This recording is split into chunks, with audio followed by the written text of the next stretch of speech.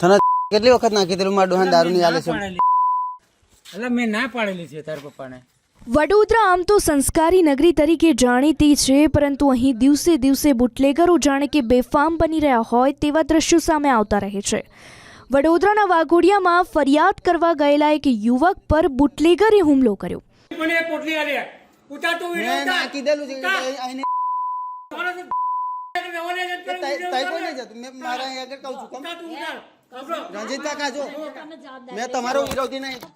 અહીં ઘટના કંઈક એવી બની કે માણિકપુરા ગામમાં પોતાના પિતાને દારૂ કેમ આપો છો એવી ફરિયાદ કરતા યુવક પર બુટલેગરે હુમલો કરી દીધો। આ યુવક પર હુમલો કરતા તે ગંભીર રીતે ઘાયલ પણ થયો, તેને હોસ્પિટલ ખસેડાયો।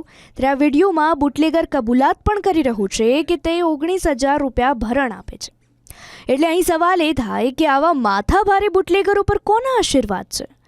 હાલ આ સમગ્ર ઘટનાનો વિડીયો વાયરલ થઈ રહ્યો છે, જે અનેક સવાલો ઊભા કરી રહ્યો છે।